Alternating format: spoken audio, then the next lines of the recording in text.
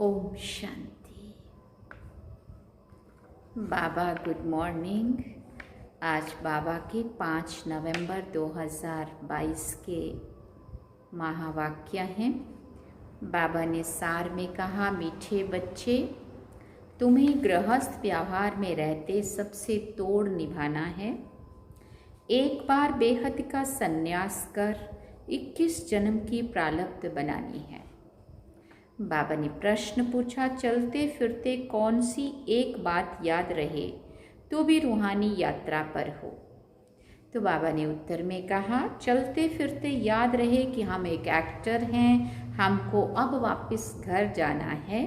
बाप यही याद दिलाते हैं, बच्चे मैं तुम्हें वापस ले जाने के लिए आया हूँ। इस स्मृति में रहना ही मन मना भव मध्याजी भव है। यही रूहानी यात्रा है जो तुम्हें बाप सिखाते हैं। बाबा ने प्रश्न पूछा और एक प्रश्न पूछा, सद्गति के लक्षण कौन से हैं। तो बाबा ने उत्तर में कहा, सर्वगुण संपन्न 16 कला संपूर्ण निर्विकारी, जो भी देवताओं की महिमा है, जो हम बन रहे हैं, ये जो महिमा है ये सद्गति के लक्षण है जो तुम्हें बाप द्वारा प्राप्त होते हैं। गीत सुना, धीरज धर मनवा धीरज धर, तेरे सुख के भरे दिन आएंगे। तकदीर का सूरज चमकेगा, गम के बादल छट जाएंगे। ओम शांति। बच्चे नंबरवार पुरुषार्थ अनुसार जानते हैं कि अब पुराना नाटक पूरा होता है। दुख के दिन बाकी कुछ घड़ियां हैं और फिर सदा सुख ही सुख होगा। जब सुख का पता पड़ता है तब समझा जाता है यह दुख धाम है, दोनों में बहुत अंतर है। अभी सुख के लिए तुम पुरुषार्थ कर रहे हो अथवा श्रीमत पर चल रहे हो। कोई को भी ये समझाना बहुत सहज है, अभी बाबा के पास जाना है, बाबा लेने आया है। गृहस्थ व्यवहार में रहते कमल फूल समान पवित्र रहना है, तोड़ जरूर निभाना है। अगर तोड़ ना निभाया तो जैसे सन्यासियों मिसल हो गए। लौकिक में सबके साथ निभाना तो है ना, और ही प्यार से निभाना है। बुद्धि बाबा के साथ लगी हुई हो लेकिन उतना ही प्यार से सब लोगों को संभालना है। जो तोड़ नहीं निभाते हैं उनको निवृत्ति मार्ग अथवा हठ योग कहा जाता है। अभी भगवान राजयोग सिखाते हैं जो हम सीखते हैं। भारत का धर्म शास्त्र है गीता। सन्यासियों का है हठ योग, घर बार छोड़ जंगल में चले जाना। उन्हों को जन्म बाई जन्म सन्यास करना पड़ता है। तुम गृहस्थ व्यवहार में रहते एक बार सन्यास करते हो, फिर 21 जन्म उनकी प्रारब्ध पाते। उन्हों का है हद का सन्यास और तुम्हारा है बेहद का सन्यास। तुम्हारे राजयोग का तो बहुत गायन है। भगवान ने राजयोग सिखाया था। भगवान ऊंचते ऊंच को ही कहा जाता है। श्री कृष्ण भगवान हो ना सके। बेहद का बाप है ही निराकार, बेहद की बादशाही वही दे सकते हैं। यहाँ गृहस्थ व्यवहार से नफरत की जाती है। बाप कहते हैं यह है अंतिम जन्म, गृहस्थ व्यवहार में रहते पवित्र बनो। पतित पावन कोई सन्यासी को नहीं कह सकते, वो भी पावन दुनिया चाहते हैं। वो दुनिया है एक जिसके लिए पतित पावन बाप को बुलाते हैं। बाबा कहते हैं जबकि वो गृहस्थ व्यवहार में ही नहीं है तो देवताओं को भी नहीं मानेंगे ना। वो कभी राजयोग सिखला ना सके, ना बाप कभी हठ योग सिखला सके। ये समझने की बातें। बाबा हठ योग सिखाते हैं, बाबा राजयोग सिखाते हैं, वो हठ योग सिखाते हैं। बाबा कभी हठ योग नहीं सिखा सकते और वो कभी राजयोग नहीं सिखा सकते। अब दिल्ली में वर्ल्ड कॉन्फ्रेंस होनी है, वहाँ ये समझाना है, लिखित में देना है। लिखित में होगा तो सब समझ जाएंगे। अब हम हैं ऊंचे ते ऊंचे ब्राह्मण कुल के, वो है शूद्र कुल के। हम हैं आस्तिक, वो है नास्तिक। वो है ईश्वर को ना जानने वाले, हम है ईश्वर से योग रखने वाले। तो मतभेद हुआ ना। बाप ही आकर आस्तिक बनाते हैं, बाप का बनने से बाप का वर्षा मिल जाता है। ये बड़ी पेचीली बातें हैं।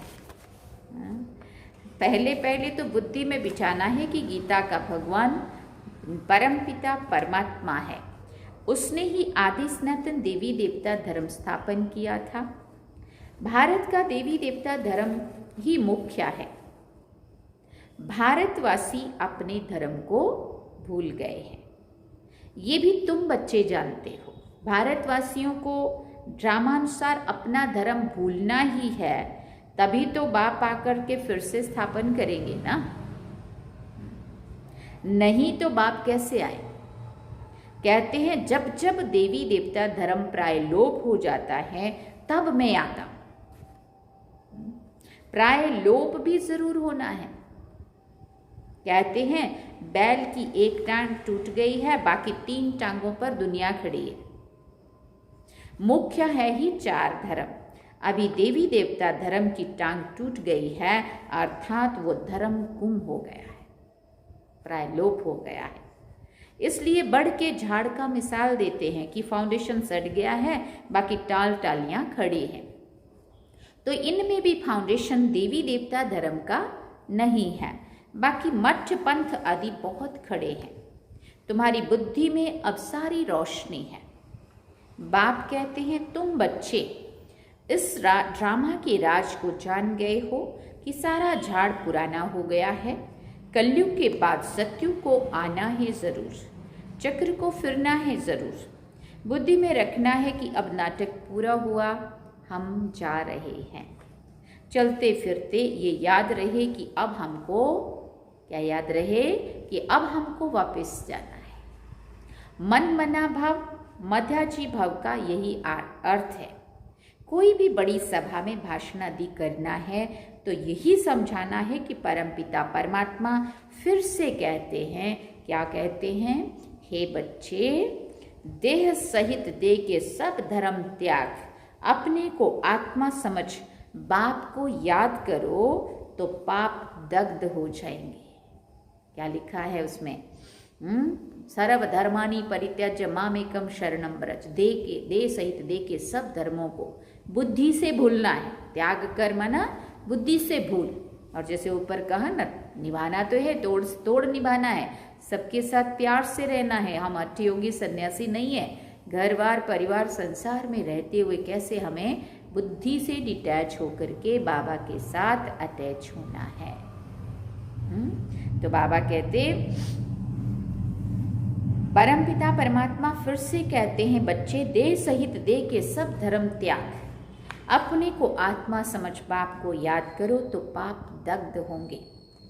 मैं तुमको राजयोग सिखलाता हूँ। गृहस्थ व्यवहार में रहते कमल फूल समान बन मुझे याद करो, पवित्र रहो, नॉलेज को भी धारण करो। अभी सब दुर्गति में है। सतयुग में देवताएं सदगति में थे, फिर बाबा आकर सदगति करते हैं। सर्वगुण संपन्न 16 कला संपूर्ण, ये है सदगति के लक्षण। फिर बाबा पूछते हैं, लक्षण कौन देते हैं? बाप। उनके फिर लक्षण क्या है? वो ज्ञान के सागर, शांति के सागर आदि आदि, जो बाबा की महिमा है। उनकी महिमा बिल्कुल अलग है। ऐसे नहीं कि सभी एक ही है। बाप एक है, हम सब आत्माएं बच्चे हैं। अब नई रचना रची जाती है। हम प्रजापिता ब्रह्मा की सब औलाद हैं, परंतु वो लोग इन बातों को नहीं समझ सकते। ब्राह्मण वर्ण सबसे ऊंच है। भारत के ही वर्ण गाए जाते हैं। 84 जन्म लेने में इन वर्णों से पास करना होता है। ब्राह्मण है ही संगम युग पर। अच्छा, साइलेंस तो बहुत अच्छी है। शांति का हार गले में पड़ा है। एक रानी की कहानी है ना, सुनी है ना वो कहानी। ये हार तो गले में ही पड़ा था और वो ढूंढती थी बाहर। सारा घर ढूंढ लिया, पैलेस ढूंढ लिया, जहाँ गई थी स्नान करने वहाँ भी बाहर रोज उतार के रखती थी। वहाँ उसने सोचा बाहर उतार के रखा होगा, वहाँ भी ढूंढा, घर में ढूंढा, सब जगह ढूंढा, कहीं नहीं मिला। हार के टेंशन में आ गई। और फिर जब टेंशन में आई, अपने उसमें जो कांच होता है ना, शीशा, हाँ, वो आईने के आगे जब गई देखा हार तो गले में पड़ा था। हाँ, हार गले में पड़ा था और ढूंढती थी बाहर। तो बाबा ने वो बात यहाँ कही कि शांति का हार तो गले में पड़ा है, माना हमारा स्वधर्म ही शांत है, हम आत्मा है ही शांत स्वरूप, और हम ढूंढ रही हैं यहाँ वहाँ जहाँ तहाँ। एक रानी की कहानी है ना। अब शांति धाम अपना घर बहुत याद पड़ता है, चाहते सब शांति घर में जाए, परंतु रास्ता कौन बताए। शांति के सागर बाप के सिवाय और कोई बता नहीं सकता। बाप की महिमा अच्छी है, शांति का सागर, आनंद का सागर, मनुष्य सृष्टि का बीज रूप। कितना रात दिन का फर्क है ना। श्री कृष्ण को बीज रूप कह ना सके। बाप की महिमा अलग है। सर्वव्यापी कहने से महिमा सिद्ध नहीं होती है। ऐसे भी नहीं कि परमात्मा बैठ पूजा करेंगे। परमात्मा सदैव पूज्य है कि वो कभी पुजारी नहीं बनता। हाँ, परमात्मा सदैव पूज्य है, वो कभी पुजारी नहीं बनता। ऊपर से जो भी आते हैं वो पूज्य से पुजारी बनते हैं। पॉइंट्स तो बहुत हैं। अब देखो, आते तो कितने ढेर हैं, परंतु निकलते कोटों में कोई है, क्योंकि मंजिल बहुत ऊंची है। प्रजा तो ढेर बनती रहेगी, परंतु कोटों में कोई में भी कोई माला का दाना बनते हैं। फिर नारद का मिसाल है, तुम अपनी शक्ल तो देखो, लक्ष्मी को वरने के लायक हो। बाबा ने कहा राजा थोड़ी बनेंगे। एक राजा की ढेर प्रजा बनती है। पुरुषार्थ करना चाहिए ऊंच बनने का। राजाओं में भी कोई बड़ा राजा, कोई छोटा राजा। भारत के कितने राजाएं हैं, कितनी राजाइयां चली आती हैं। सतयुग में भी बहुत राजाएं महाराजाएं होते हैं। महाराजाओं के फिर प्रिंस प्रिंसेस भी होते हैं। उनके पास बहुत प्रॉपर्टी होती है, राजाओं के पास कम प्रॉपर्टी होती। अभी है प्रजा का प्रजा पर राज्य। अभी राजधानी स्थापन हो रही है। यह है श्री लक्ष्मी नारायण बनने की नॉलेज। उसके लिए ही तुम पुरुषार्थ कर रहे हो। पूछते हैं लक्ष्मी नारायण का पद पाएंगे व राम सीता का। तो सब कहते हैं, क्या कहते हैं? लक्ष्मी नारायण का। हाँ, कोई कहता नहीं है ना राम सीता। बाप से पूरा वर्षा लेंगे। वंडरफुल बातें हैं, और कोई भी जगह पर ये बातें नहीं हैं, ना कोई शास्त्र में है। अब तुम्हारी बुद्धि का ताला खुल गया है। बाप समझाते, चलते फिरते अपने को एक्टर समझो। अब हमको वापस जाना है।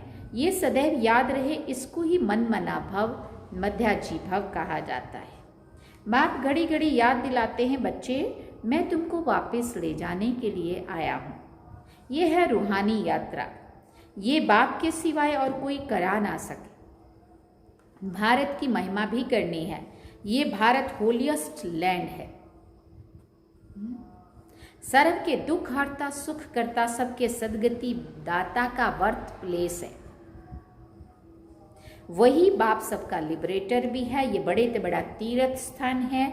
भारतवासी भले शिव के मंदिर में जाते हैं, परंतु वो बाप को नहीं जानते हैं। गांधी को जानते हैं, समझते हैं वो बहुत अच्छा था, इसलिए उन पर जाकर फूल चढ़ाते हैं, लाखों खर्च करते हैं। अब इस समय है उन्हों का राज्य, जो चाहे सो कर सकते हैं। उनको जो समझ में आता है वो करते हैं। ये तो बाप बैठ गुप्त धर्म की स्थापना करते हैं। भारत में पहले देवताओं का राज्य था। दिखाते हैं आसुरों और देवताओं की लड़ाई लगी, परंतु ऐसी बात नहीं है। यहाँ युद्ध के मैदान में माया पर जीत पाई जाती है। माया पर जीत तो जरूर सर्वशक्तिवान बाप ही पहनाएंगे ना। बाप ही रावण राज्य से छुड़ाए राम राज्य की स्थापना कर रहे हैं। बाकी वहाँ लड़ाई आदि की बात नहीं होती है। अभी तो देखो मनुष्यों में शक्तिवान क्रिश्चियन लोग हैं।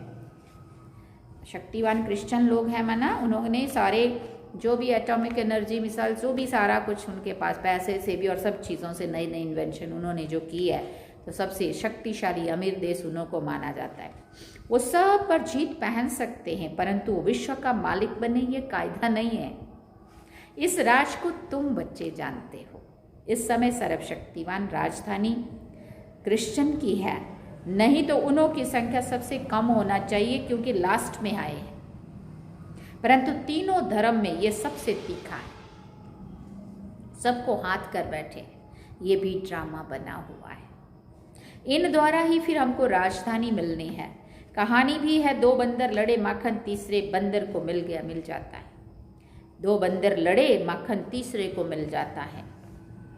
अब आपस में लड़ते हैं, माखन भारतवासियों को मिल जाता है। और देखो युद्ध शुरू तो हो ही गया है। ये ड्रामा है ना। विनाश काले विपरीत बुद्धि, वो आपस में लड़ेंगे मरेंगे। बाबा कहते भारत स्वर्ग सोने की चिड़िया बन जाएगा। कहानी तो पाई पैसे की है, अर्थ कितना बड़ा है। मनुष्य एक्टर होते भी ड्रामा को नहीं जानते हैं, इस ज्ञान को समझते फिर भी गरीब हैं। साहूकार लोग कुछ भी नहीं समझते हैं। गरीब निवास पतित पावन बाप ही गाया हुआ है। अब प्रैक्टिकल में पार्ट बजा रहे हैं। बड़ी बड़ी सभाओं में तुमको समझाना है। विवेक कहता है कि धीरे धीरे वाह वाह निकलेगी, लास्ट मोमेंट में डंका बजना है। और ये वही लास्ट चल रहा है। अभी तो बच्चों पर ग्रहचारी बैठती रहती है, लाइन क्लियर नहीं है, विघ्न पड़ते रहते हैं। जितना पुरुषार्थ करेंगे उतनी ऊंच प्रारब्ध मिलेगी। पांडवों को 3 पैर पृथ्वी के नहीं मिलते थे।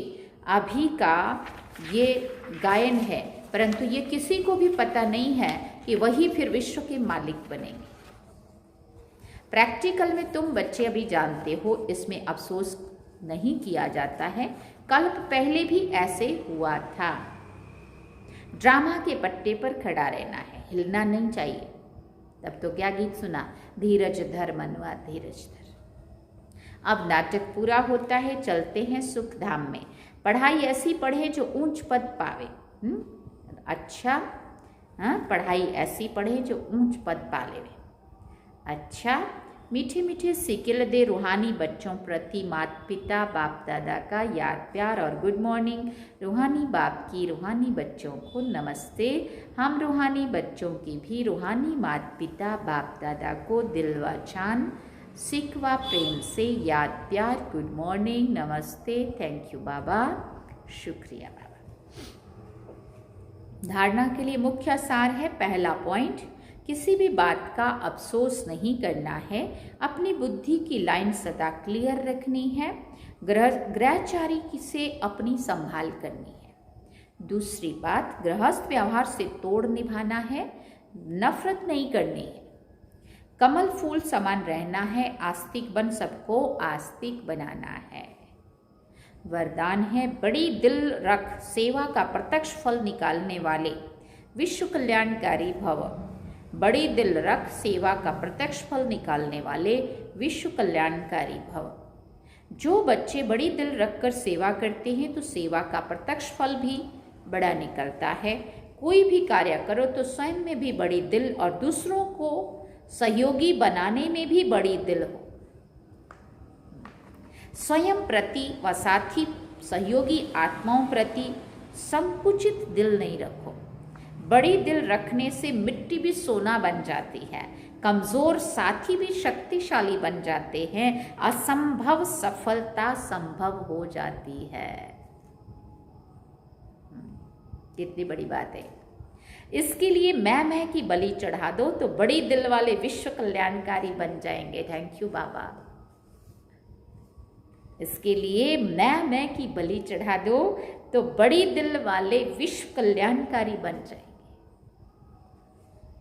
स्लोगन में बाबा ने कहा, कारण को निवारण में परिवर्तन करना ही शुभ चिंतक बनना है। कारण को निवारण में परिवर्तन करना ही शुभ चिंतक बनना है।